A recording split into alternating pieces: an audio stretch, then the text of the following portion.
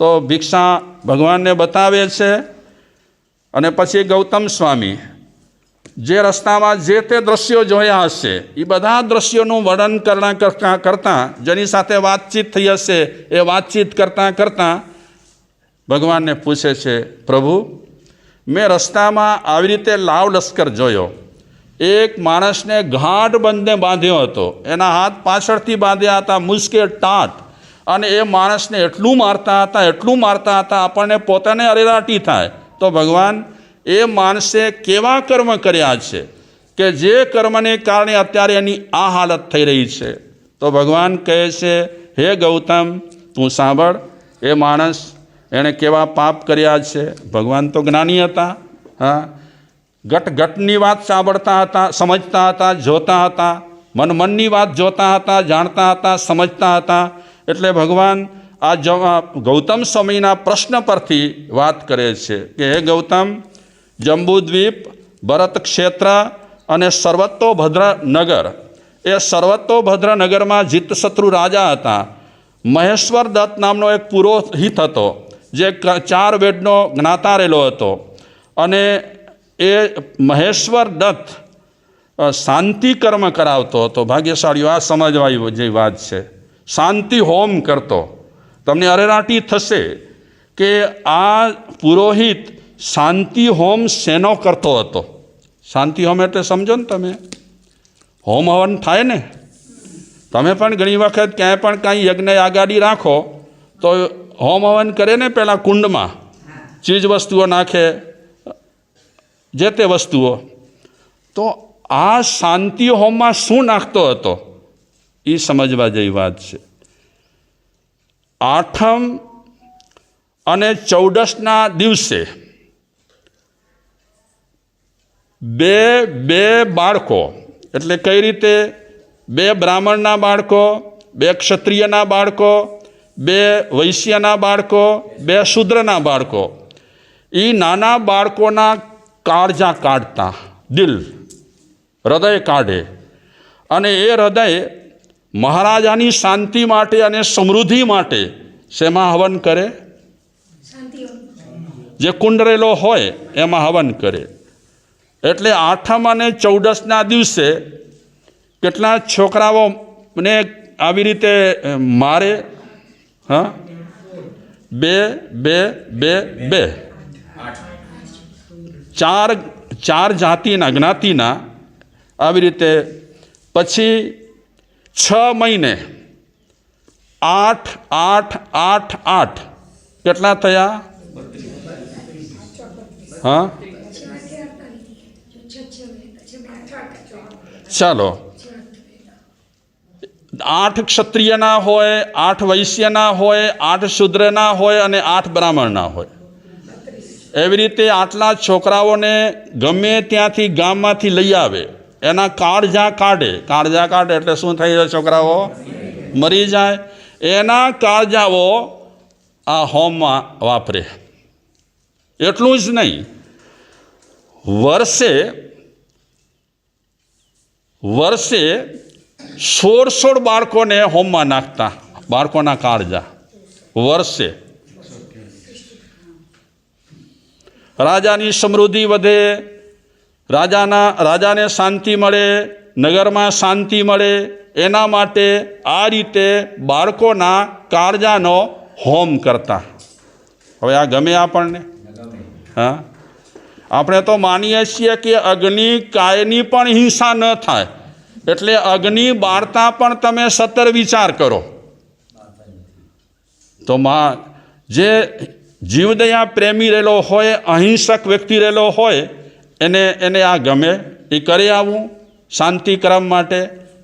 અને જે વ્યક્તિ કર્મની થિયરી જાણે છે એ તો પ્રાય કરીને હોમ હવનમાં પણ વધારે ન માને. જે કર્મની થિયરી બરાબર જાણે છે. અમે ઘણી વખત પૂજન પાઠમાં જઈએ, કોઈને ના ન પાડીએ, જઈએ અનુકૂળતા રહેલી હોય તો. અને પછી અમે જોયું કે જે પૂજન પાઠ રહેલા હોય અને એનું સમાપન થતું હોય ત્યારે વિધિકાર બોલે. એકેન્દ્રિયની હિંસા થઈ હોય, 2 ઇન્દ્રિયની હિંસા થઈ હોય, પૃથ્વીકાયની હિંસા થઈ હોય, અપકાયની હિંસા થઈ હોય, આ બધી હિંસા થઈ હોય છે એની શું માગે? એનું મિચ્છામી દુક્કડમ માગે. એટલે આપણને કબૂલવું પડશે. પૂજનમાં પણ શું થાય છે? હિંસા થાય છે. અગર હિંસા ન થતી હોય તો મિચ્છામી દુક્કડમ લેવાની જરૂર જ ન હોય. અને જૈન ધર્મ છે એ હિંસાનો નિષેધ કરે છે અને અહિંસાનું ચુસ્ત રીતે પાલન કરવાની વાત કરે છે ને? ભાગ્યશાળીઓ, હજી તમે સાંભળો. આ તો આટલા બાળકોને વધેરતો હતો, પણ એની સાથે સાથે જ્યારે યુદ્ધનો સમય હોય અને રાજાને લડવા માટે જવું હોય તો વિજય હાંસલ કરવા માટે 108, 108, 108, 108 કેટલા થયા? 432 છોકરાઓના કાળજા કાઢી અને શાંતિ હોમમાં એ કાળજા નાખતા. અને કાગનું બેસવું, તાળનું પડવું, તાળનું કે ડાળનું? ડાળનું પડવું. રાજા યુદ્ધ કરવા માટે જાય, વિજય મળે એટલે રાજા શું વિચારે કે આ રીતે પુરોહિતે હોમ કર્યો, શાંતિ હોમ કર્યો, એના કારણે મને વિજય મળ્યો છે. જૈન ધર્મ કર્મ માટે કેટલું સુંદર મજાનું વર્ણન કરે છે, કેટલું સુંદર વર્ણન. આ શ્રદ્ધા નથી, અંધશ્રદ્ધા છે. અને બીજી રીતે કહીએ તો અજ્ઞાનતા રહેલી છે. પુરોહિત જેવા પુરોહિતો આવું શીખવાડે. અમે ઝારખંડમાં વિચર્યા તો મારા એક મહારાજે કીધું કે મારા સાહેબ આ બ્રાહ્મણ છે, એને આપણે કહીએ ને કે હોમ હવનમાં મટન બટન ન વપરાય, આપણે એને કહીએ ને ના પાડશે. એ કહે છે વપરાય. કેમ? એમને ખાવાનું મળે. નહીં તો હિન્દુ સમાજમાં આવું ન હોય. અમે કહેવાની કોશિશ કરી, ક્રિયાકાંડી બ્રાહ્મણ હતા, કહેવાની કોશિશ કરી કે તમે આવી રીતે માતાજીને આ ચડાવો છો. અમે જ્યાં વધારે રહેતા હતા એની બાજુમાં જ એક માતાજીનું સ્થાન હતું, તો લગભગ અવારનવાર ત્યાં કને મારતા હતા. પછી પ્રસાદ વહેંચે તો એ ક્રિયાકાંડી બ્રાહ્મણ આવ્યા હતા, તેને સ્વાભાવિક વાત કરવાની કોશિશ કરી તો એમણે કીધું કે નહીં મારા સાહેબ, અમારે તો ફરજિયાત ખાવું પડે, નહીં તો દેવીનો પ્રકોપ થાય અમારા પર. માતાજીઓ ક્યારે પ્રકોપ ના કરે. ગમે તે માતાજી રહેલા હોય, ગમે તેના માતાજી રહેલા હોય, માનો તો સ્વભાવ શું છે? છોકરાઓ પર શું રાખવાનું? માતાનો તો એ સ્વભાવ રહેલો છે છોકરાઓ પર રહેમ રાખવાની, છોકરાઓ પર પ્રેમ રાખવાનું, છોકરાઓના જીવનમાં કે અડચણો પેદા ન થાય એ ધ્યાનમાં રાખે. અને એ મા એમ કહે કે મારા નિમિત્તે તમે આવી રીતે હોમ હવન કરો. માતાજી ના પાડે છે, રાજી નથી. મા પણ કરુણાવાળી છે, દયાવાળી છે. એ આવું ક્યારે પણ કરવા માટે ના પાડે. એ બાજુ બ્રાહ્મણ લોકો ખાય છે. 2, 5, 15 વખત અમે અમુક ઠેકાણે કોશિશ કરેલી, પણ એ ક્રિયાકાંડીઓ કહે છે અમે જ્યારે હોમ હવન કરીએ ત્યારે પ્રસાદી અમારે લેવી જ પડે. અને ભાઈ સાહેબ, એક વખત મટનનો ચસ્કો લાગે અને સૌથી વધારેમાં વધારે એડિક્શન હોય તો મટનમાં છે, સૌથી વધારે એડિક્શન. અને આજે ગુટકામાં કોમન રીતે લોહી વપરાય છે. પાકિસ્તાનની એક ફિલ્મ છે, પાકિસ્તાનની. આપણને નવાઈ લાગે, કારણ કે અમે 25 વર્ષથી એ રસ્તે ચાલીએ છીએ વ્યસન મુક્તિ અભિયાનને કારણે. તો અમને ખબર પડે તો પાકિસ્તાનની એક ફિલ્મ અમને મળી, નાની શું કહેવાય, કેપ્સ્યુલ ક્લિપ. તો એમાં રીતસર ડૉક્ટર કહે છે કે આમાં અમે લોહી, ગુટકા બનાવનાર કહે છે કે આમાં લોહી કરચ એટલે શું? આ જે કાચ છે ને એની કરચ એકદમ બારીકમાં બારીક એનું ચૂર્ણ કરી નાખે, એ કરચ પણ ગુટકામાં નાખે. કાંથો પાલવે જ નહીં, પરવડે જ નહીં. કાંથો સસ્તો નથી, કાંથો બહુ મોંઘો છે. અને કાંથો જો ગુટકામાં વાપરે તો હજારો ટન ગુટકા બને છે. કાંથા કાઢે ક્યાંથી? તો કાંથા બાથાનો વપરાશ નથી. તમે બારીકાઈથી જોશો તો ગુટકામાં સોપારી પણ નથી. પણ ખાનાર ક્યાં જોશે આ બધું? એ તો પડીકી ડંધે તોડીએ, સીધો ડાયરેક્ટ શેમાં?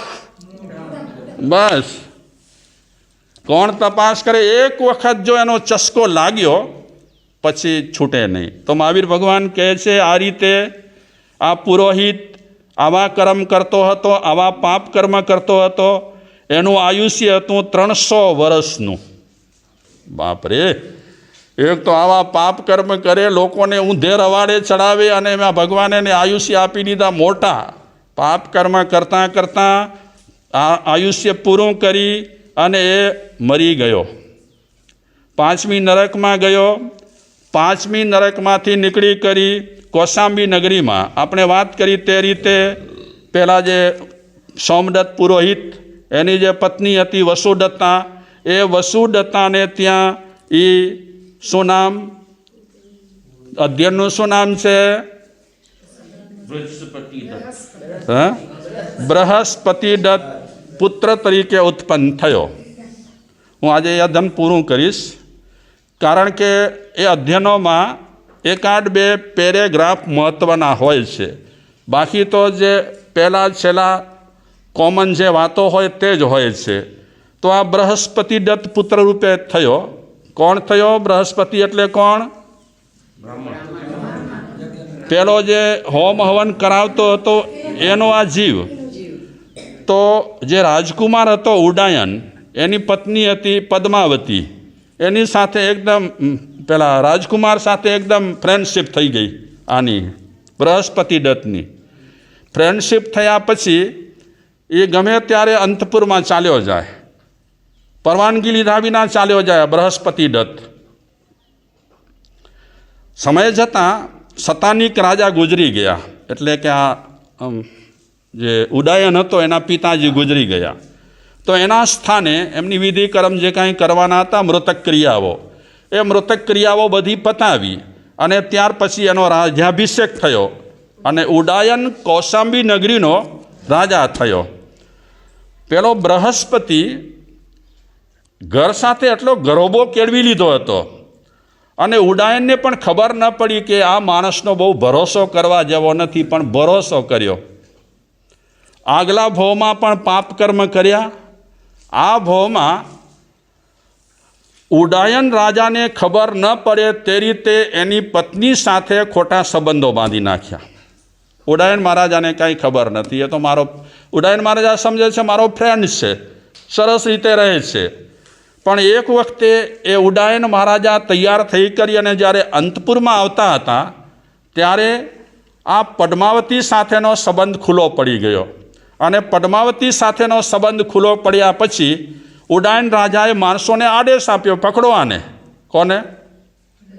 બૃહસ્પતિને પકડો, મારો માર. એકે હાડકો એનો કોરો ન રાખ્યો, મારી પીટીને હાડકા બધા ખોખરા કરી નાખ્યા. અને રાજા આદેશ આપી દીધો કે આને ચડાવી દો સૂળી પર. આ બૃહસ્પતિદત્ત ગૌતમ સ્વામીને મહાવીર ભગવાન કહે છે કે પેલો બૃહસ્પતિદત્ત છે, જેને મુસ્કે ટાત બાંધીને લઈ જાય છે. એ હવે લઈ જશે વધસ્તંભે, ત્યાં એને સૂળી પર ચરાવશે અને બૃહસ્પતિદત્ત ટૂંક સમયમાં શું થઈ જશે? 64 વર્ષનું આયુષ્ય પૂર્ણ કરી પાપ કર્મ ભેગા કરી મરી જશે, નરકમાં જશે, પહેલી નરકમાં. અને પહેલી નરકમાં ગયા પછી ભટકવાનું, યોનિઓમાં ભટકવાનું, દુઃખો સહન કરવાના, ત્રાસ સહન કરવાના એના શરૂ થશે. ત્યાર પછી એને હરણનો ભવ મળશે. એ હરણના ભવમાં એનો વધ થશે. ત્યાર પછી એ શેઠપુત્ર થશે. ઘણા શું કહેવાય ભવો પછી, જે ગણતરી આ કથામાં વિપાક સૂત્રમાં આપી નથી. એવા સેંકડો ભવો આ બૃહસ્પતિ દત્ત કરશે એનો જીવ, અને ત્યાર પછી એના કર્મ ઘસાતા જશે, અને સારા કર્મનો ભવિષ્યમાં ઉદય થશે. સારા કર્મનો ઉદય થયા પછી એ શેઠ પુત્ર થશે, ધર્મ પામશે, ધર્મ પામ્યા પછી ધર્મ કરશે, પછી મહાવિદ્ય ક્ષેત્રમાં જશે, ત્યાંય પણ સાધુપણું લેશે, અને મહાવિદ્ય ક્ષેત્રમાંથી સીધું એ મોક્ષમાં ચાલ્યો જશે. આ સાથે કેટલામો અધ્યયન? 5મો અધ્યયન આપણે વિરામ આપીએ.